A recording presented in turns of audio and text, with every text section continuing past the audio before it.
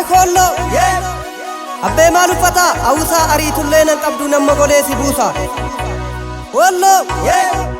ate malu fatti dibbikko dhaqeen fidee argitaa dhaabbuuna eegi xiqqoo kollo bobbaan kee garami annuu biyyaarraa jiituu bonaa fi gannaa ishee malee maal qabnaan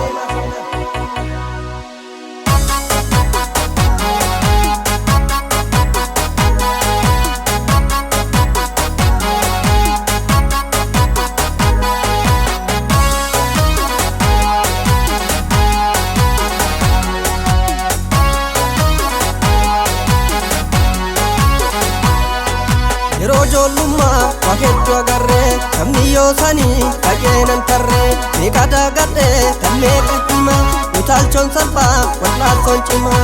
rojollumma wakettu agarre namni yoo sanii dhaqeenan tarre ni qadagadhe tammee qixxima utaalchoon salphaa wal'aansoon cima garaa bubbisne bishaan borchine qotiyyoo jenne tokkee tolchine wanni ijoollummaa ni darban turu Ormi bilbila mataan guduru garaa bubbisne bishaan borchine qotiyyoo jenne tokkee tolchine wanni ijoollummaa ni darban turu ormi bilbila mataan guduru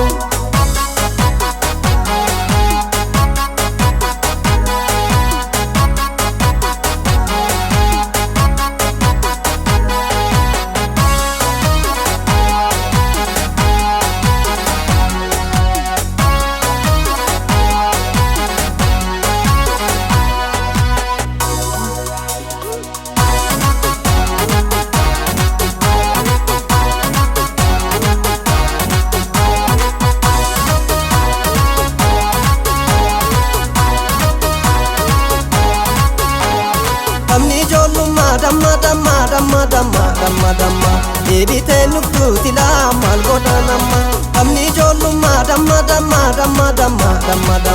deebite nuftu tila mal goda namma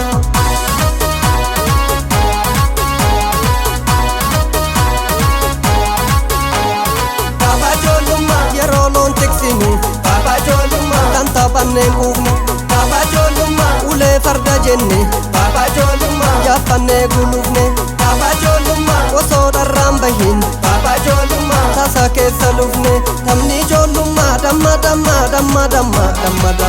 deebite nuftu tila mal goda namma tamni jollumma damma deebite nuftu tila mal goda namma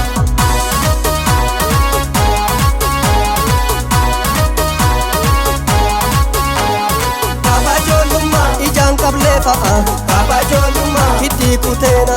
baba jollumma ulee lama dhaamne baba jollumma ibdoo morkotaalle baba jollumma dirree bal'aa gubbaa baba jollumma jenne maree rubbaa tamni jollumma damma deebite nuftu tila maal goda namma tamni jollumma damma deebite nuftu tila maal goda namma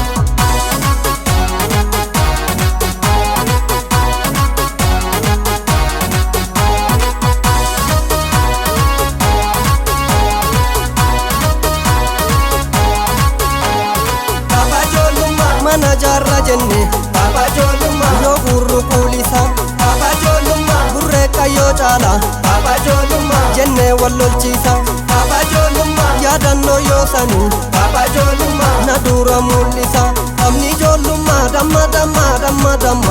damma deebite nuftu tila mal goda namma amni jollumma damma deebite nuftu tila mal goda namma nannofte nuftu tila mal goda namma deebite nuftu tila mal goda namma